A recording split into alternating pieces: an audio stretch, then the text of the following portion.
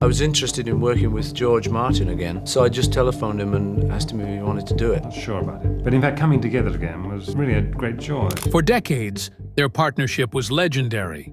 The quiet architect behind the curtain and the melodic genius in the spotlight. George Martin and Paul McCartney weren't just collaborators, they were the driving force behind some of the most influential music ever recorded. Load of lunatics, if you ask me. That's the Beatles fan club record. It's got to be. We'd take 10 minutes of the session time and do nonsense like this. Through the years, Paul McCartney spoke warmly of George Martin, calling him the fifth Beatle, a title the world accepted.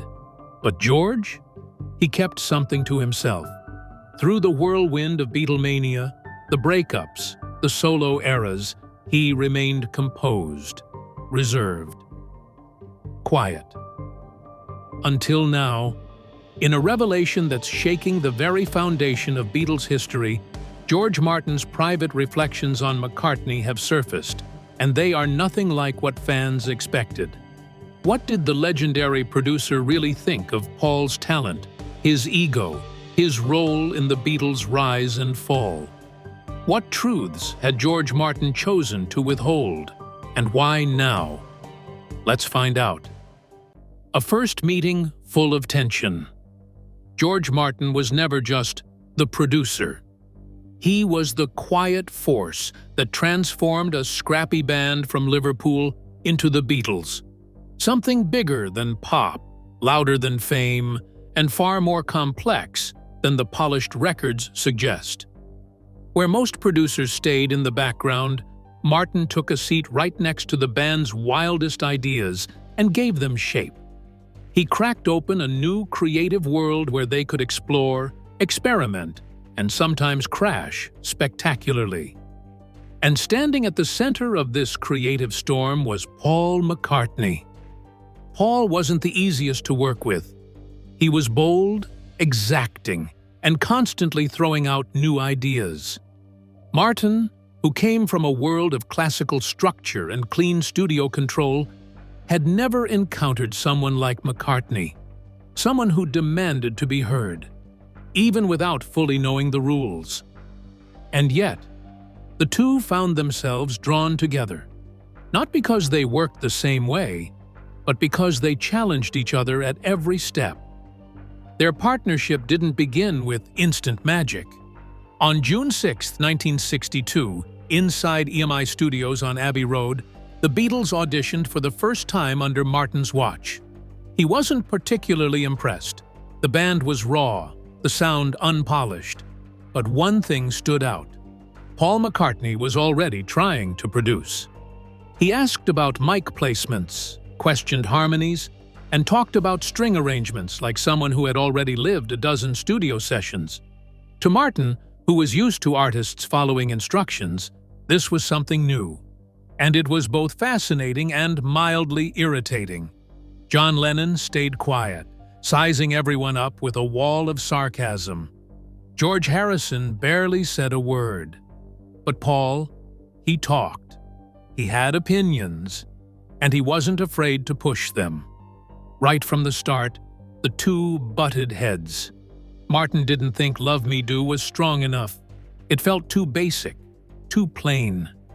Paul, on the other hand, believed in it fiercely. He defended its simplicity, saying it had something honest. Martin didn't argue emotionally. He offered technical reasons, structural flaws, tempo concerns. Still, Paul held his ground. In the end, Martin made his changes. The tempo was tightened. The harmonica was brought to the front. It wasn't Paul's version or Martin's. It was something in between. And surprisingly, that compromise landed on the charts. For both men, it was a quiet lesson in letting go and listening. Shortly after those first sessions, Martin made a move that changed everything. He pushed to replace drummer Pete Best with Ringo Starr. It wasn't just about skill. Martin sensed that Best wasn't clicking with the group musically or personally. McCartney resisted at first. The band had a history with Pete, but Martin insisted. He saw that if the Beatles were going to grow in the studio, They needed someone who could adapt, experiment, and keep up with the rest of them. Eventually, McCartney agreed. And with Ringo in, the band locked into something tighter, more cohesive. For the first time, Martin and McCartney aligned on a big decision. And it stuck.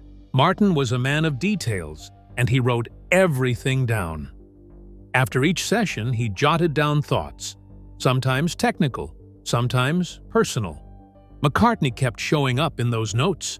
Martin described him as serious, focused, and unusually mature. He also saw Paul's need for control, something Martin respected, even if it slowed things down. Years later, he would reflect that Paul was the only one who demanded full explanations when something didn't work. He didn't just accept a no. He wanted the why. There were arguments over tempos, over keys, over takes that ran too long or too fast. But underneath all the creative tension, something else was happening. They were learning to speak the same language, one built on sharp questions, detailed answers, and a grudging respect that never needed to be said out loud. McCartney didn't treat Martin like a producer. He treated him like a partner. And Martin didn't treat Paul like a pop star. He treated him like a composer in the making. That dynamic, sometimes stiff, sometimes collaborative, shaped the sound of nearly every Beatles record that followed. They didn't bond over similarities. They connected through differences. And slowly, as the records became more complex and the sessions more chaotic, each man began to trust the other in his own way. And now, after decades of staying silent, Martin's own notes, stories, and reflections let us finally see what really happened between the perfectionist and the producer. It wasn't always smooth, but it was real.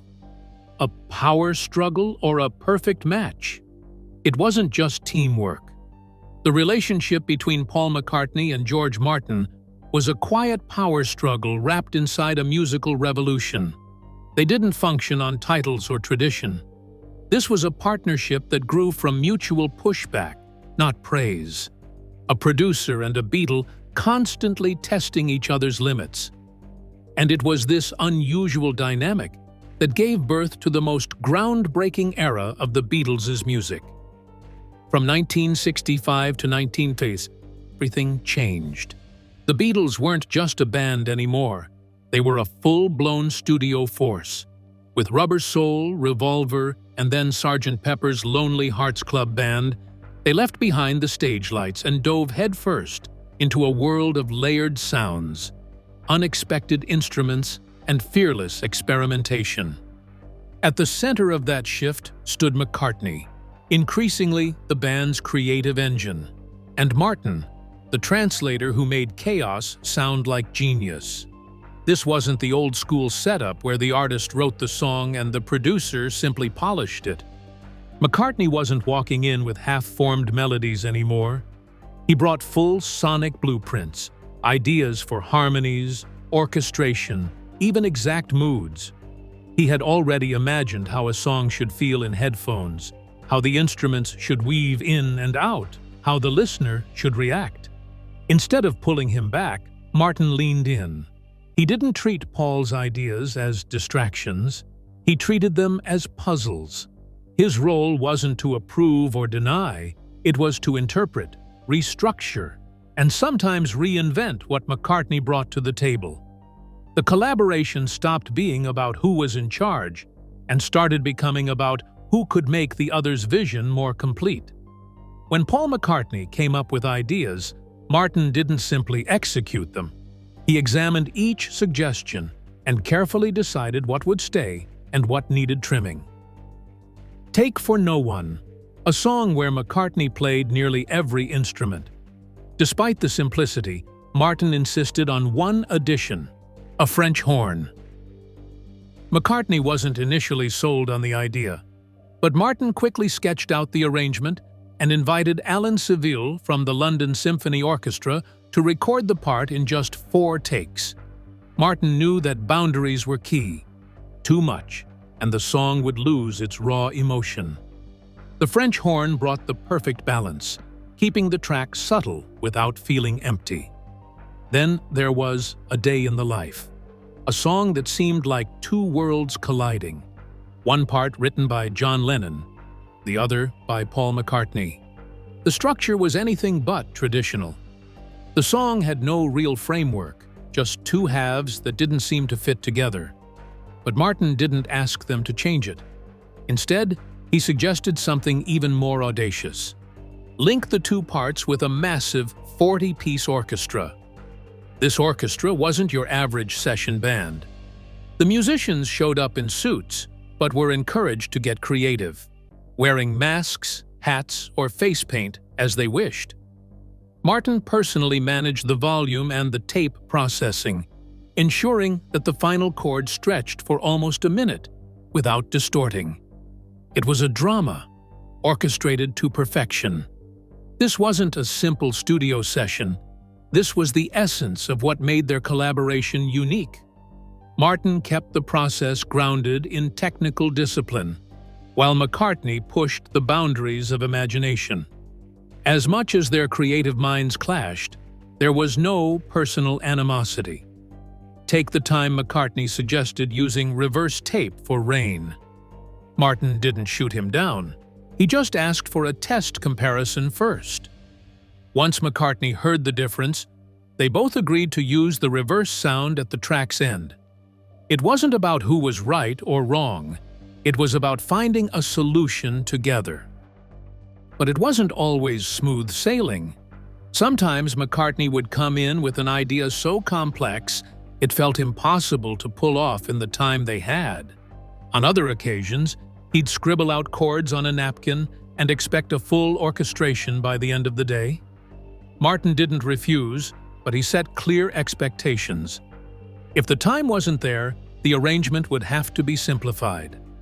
They didn't have the luxury of indulging every wild idea. Sometimes, McCartney's spontaneous visions had to meet the practical reality of the studio clock. The White Album era. As the Beatles moved into the next phase of their journey, tensions that had quietly simmered began to surface with startling clarity. The White Album marked a turning point, an ambitious, chaotic exploration of sound that fractured the unity they had once shared. The recording process for this album stretched over nearly half a year, and with 30 songs, each with a distinctly different tone and vision, it became clear that the once tightly knit band had shifted. For George Martin, this era was a sharp departure from the control he had exercised on previous projects. On earlier albums, he had been the mastermind behind every session, orchestrating the creative direction and maintaining a consistent flow. But during the White Album sessions, Martin was gradually pushed to the periphery. The collaborative environment he had worked so hard to foster was crumbling, and his role was now more passive than it had ever been. The Beatles, once a cohesive unit, were now working separately, each member developing their ideas in isolation. Martin was forced to adapt, often working with only one member at a time, sometimes without even being given prior notice. Amid this turmoil, Paul McCartney took charge of the creative process. His ambition grew, and with it, his influence. McCartney would frequently arrive at the studio with fully formed ideas, sometimes demanding isolated recordings or taking on multiple instrumental parts himself. He even worked with a separate sound engineer when Martin wasn't around, pushing for absolute control over the sound of his contributions. McCartney's approach left little room for collaboration, and this shift in power was both noticed and felt by Martin. One of the most notable examples of McCartney's new method of working was with the track Martha, My Dear. This song was recorded entirely without the involvement of any other Beatles member, a stark departure from their earlier, more collaborative approach. McCartney's increasingly isolated process seemed to signal that the unity of the band was beginning to dissolve, and George Martin found himself distanced from the very project he had once helped shape. While Martin didn't openly oppose the changes, his frustration and exhaustion were evident. In an interview, he sighed, reflecting on the changing dynamics. They were no longer a band, and I was no longer the producer. The growing divide wasn't just evident in McCartney's changing approach, it affected everyone around him. Geoff Emerick, the seasoned sound engineer who had been with the band through thick and thin, eventually walked out of the studio midway through the White Album sessions. The final straw came when McCartney demanded that an entire bass part be redone, citing dissatisfaction with the mix. The problem was that Lennon and Harrison weren't even present to weigh in on the decision, and Emerick felt that the situation had become untenable. Feeling disrespected and under immense pressure, he decided to leave. Martin, by this point, didn't try to stop him. It was a clear signal that the once solid structure of collaboration had quietly disintegrated, leaving only the remnants of a band struggling to maintain any semblance of unity. By this stage, the turmoil in the studio was a mirror for the growing cracks within the band itself. McCartney's increasing control, Lennon's disinterest, Harrison's frustrations, it all played out in the chaotic recording sessions of the White Album. The musical disagreements, the management disputes, the personal conflicts, all of these were now inseparable, coexisting in a space where the very idea of collaboration had become strained to the breaking point. The studio, once a place of creativity and mutual respect, had become a battleground, with each member retreating into their corner, guarded and isolated. George Martin, who had once shaped the sound of the Beatles with ease, now found himself helpless against the tide of change. His role as producer, as the person who brought structure and cohesion to the band's vision, had been undermined. The bond that had once seemed unbreakable was now fragile, and it seemed like the golden era of the Beatles' creative partnership was slipping away before anyone even realized it. As the White Album sessions wore on, Paul McCartney's role within the band became more assertive, and his creative control intensified. Rather than operating within the framework of a collaborative group, McCartney began to function almost like a solo artist. He tightened his grip on coordination, directing the band in a way that left little room for the others to contribute their own ideas. George Martin, who had always been the steady hand guiding the band's creative direction, found himself increasingly sidelined. No longer was he the leader orchestrating the flow of ideas. Instead, McCartney was the one in charge, dictating the terms of the recording process. In a way, McCartney's push for control was an attempt to preserve the band's creative momentum, but rather than leading a unified effort, he seemed to be working independently within a system where Martin's influence had diminished. One of the most telling moments of this shift occurred during the recording of Obladi Oblada. McCartney, already dissatisfied with the song's arrangement, presented a completely new version to the band. Lennon, who had a strong aversion to the original, openly expressed his disapproval. Martin, ever the diplomat, remained silent, refusing to intervene. The situation escalated as several attempts at re-recording the song failed to capture the right energy. Then, unexpectedly, Lennon walked into the studio, sat at the piano, and began playing the opening of the song in his own style.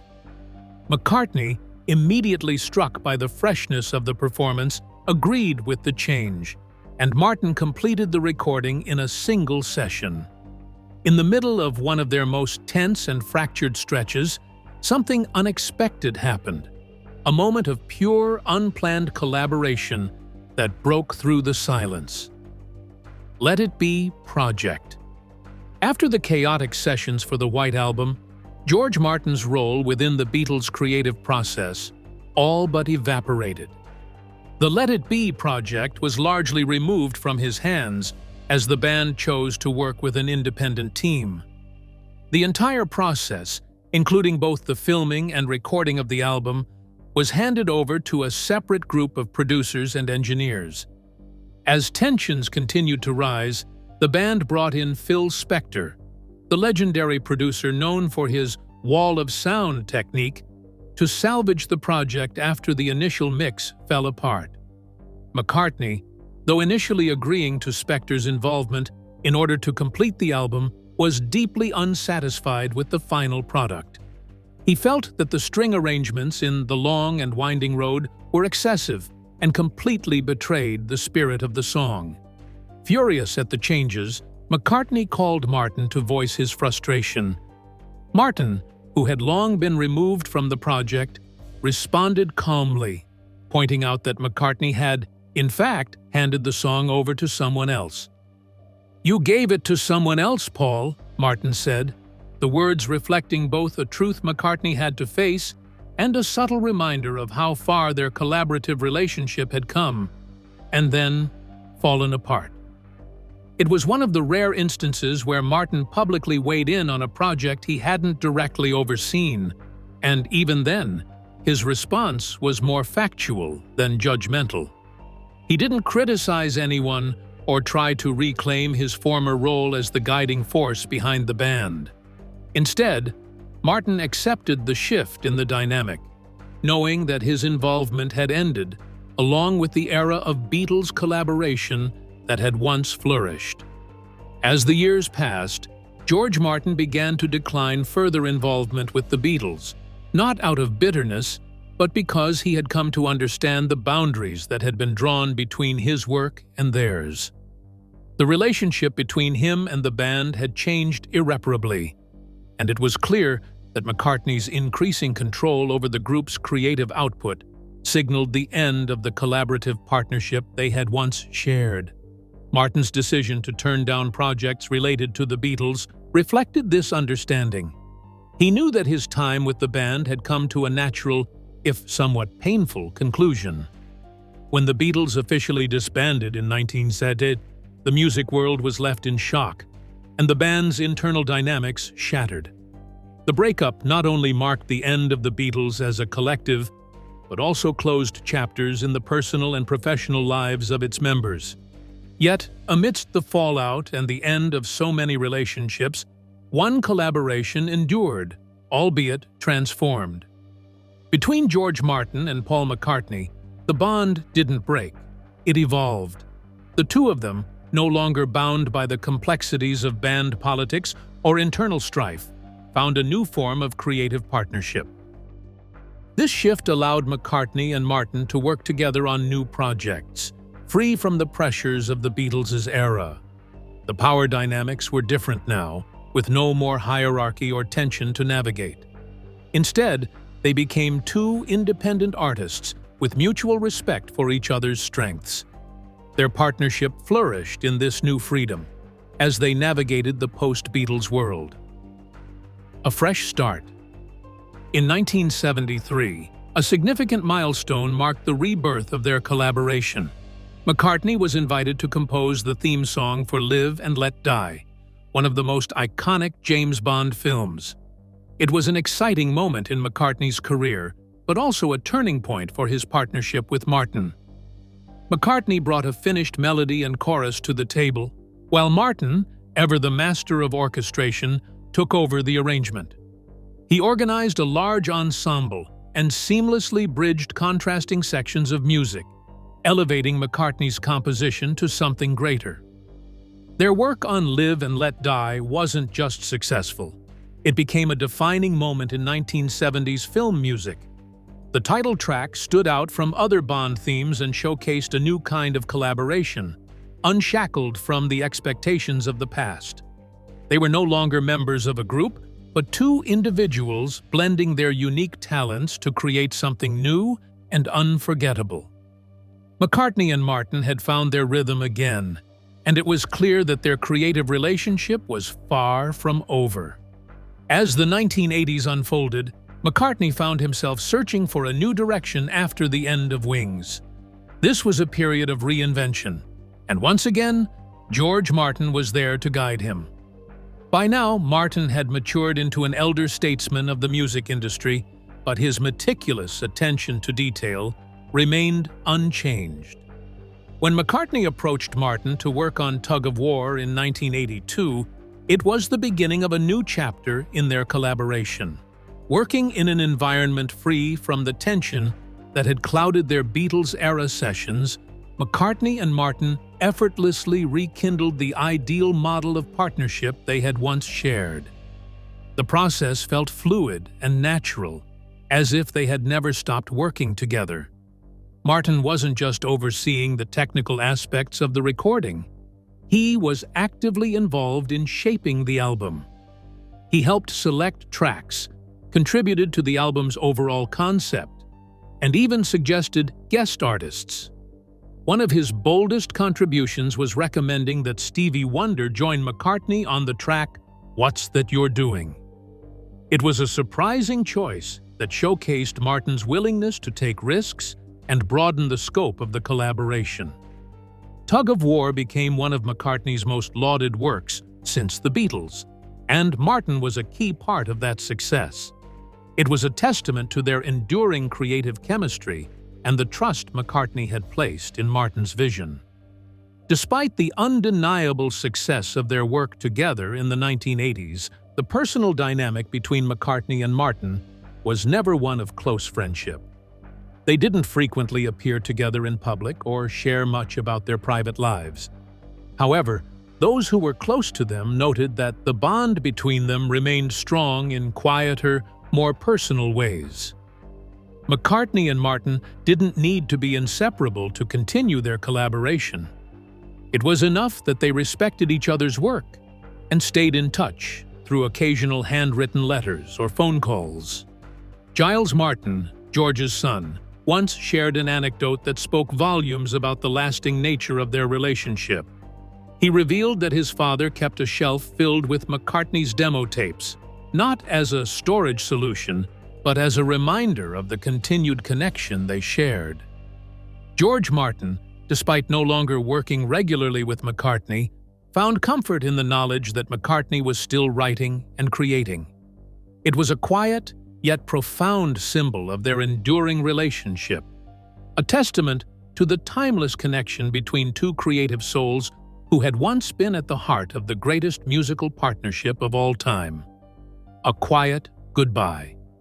When George Martin passed away on March 8, 2016, at the age of 90, it was the end of an era for both the music world and McCartney. The loss of the man who had played such a pivotal role in shaping McCartney's career was felt deeply, though McCartney's response was characteristically private. He didn't orchestrate a grand public memorial for Martin. Instead, his tribute was simple, yet poignant. In his first statement following the sad news, McCartney wrote briefly, but with profound sincerity. He referred to Martin as a true gentleman, a genius of the studio, and a second father to me. The brevity of McCartney's words only highlighted their depth. Despite having worked together for over 5 decades, McCartney had rarely expressed such heartfelt emotions about anyone, especially not someone who had been part of his professional life. This message, short as it was, conveyed more than just admiration. It revealed the profound impact Martin had on McCartney, not only as a producer, but as a guiding figure in his life. After the passing of George Martin, McCartney arranged a private memorial at a small chapel in Oxfordshire. There were no cameras, no speeches, just a piano, a handful of close friends, and an unreleased recording that McCartney played at the end of the ceremony. The track was a demo from 1981, one that had been edited by Martin himself. On the outside of the tape, Martin had written a note that read simply, "Unfinished, but honest enough." This was a small but meaningful gesture that spoke to the heart of their relationship. It wasn't about perfection, but about the honesty of the process. It was a quiet moment of reflection, away from the public eye, where McCartney could honor the man who had been so much more than just a producer to him. In the years that followed, Martin's name came up often in McCartney's interviews, but not in the form of tired, repetitive praise. Instead, it was as a quiet reference point, a foundation for many of McCartney's thoughts on orchestration, arrangement, and recording techniques. Whenever McCartney discussed these topics, he would recall things Martin had taught him. He talked about how Martin had helped him understand how to balance electronic and acoustic instruments, or how to use silence as a powerful structural element in music. McCartney spoke with admiration about Martin's ability to make even the most complex arrangements feel organic and coherent. When McCartney remembered moments when Martin had rejected a proposal, he didn't focus on the disagreement itself. Instead, he highlighted Martin's careful consideration. McCartney often noted that Martin simply needed more time to reevaluate things before making a decision. It wasn't a matter of stubbornness, but of deep thoughtfulness. Before anyone pressed record, Martin had already made his biggest decision: to protect the music's integrity at all costs. The lasting influence of George Martin on McCartney. George Martin was never just a producer to Paul McCartney. In fact, Martin's influence transcended the typical producer-artist relationship. Even after Martin's passing, it became clear that his legacy was woven into the very fabric of McCartney's creative process. McCartney himself has admitted in interviews that he still hears Martin's voice in his head when composing. In 2022, McCartney shared a reflection with Giles Martin, George's son, revealing that even in the most delicate moments of songwriting, Martin's voice was there. McCartney said he often asked himself if a decision, like adding a string section, was being made for the song's benefit or merely to show off. For McCartney, this question served as a guiding principle, keeping his music grounded and preventing it from veering into empty showmanship. This guiding presence grew even more pronounced as McCartney faced the new frontiers of music technology, particularly as artificial intelligence began to creep into the industry. In 2023, when AI started being used to recreate the voices of deceased artists, McCartney was one of the first to speak out about the ethical implications. During a UK Parliament hearing, he made it clear that while technology could replicate frequency, it could never replicate the essence of a real performance. For him, the real voice was in the context, the moment, and the relationship between the artist and the listener. When asked whether AI could bring George Martin back to life in the form of digital recreations, McCartney's response was firm. He shook his head and rejected the idea outright. He explained that Martin wasn't just a presence behind the mixing desk. They had spent hours together in silence, reflecting, thinking, and creating. No machine could understand the significance of those silences, those pauses that were as much a part of the music as the sound itself. After Martin's death, his family released some handwritten notes that revealed a side of him few people knew. In one undated note, Martin confessed a personal insecurity, writing that Paul is not easy to work with. He acknowledged that McCartney's intensity and high expectations were demanding, but Martin also understood the driving force behind it. McCartney's insistence on perfection, Martin noted, wasn't about being difficult for the sake of it. It was about preserving the music. Martin's reflections on McCartney revealed the underlying respect he had for the artist's vision and drive. In another note, Martin wrote simply, "I orchestrated the process, but he brought the reason for that process to exist." It was a concise but profound statement, recognizing that while Martin was the one who shaped the sound, it was McCartney's vision that gave that sound purpose.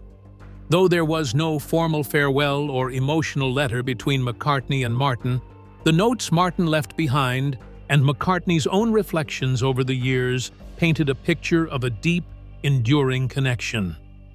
The partnership between Paul McCartney and George Martin proves that some creative bonds never truly fade. Their legacy lives on, not just in the music they made, but in the enduring influence they had on each other. What do you think about their collaboration? Share your thoughts in the comments.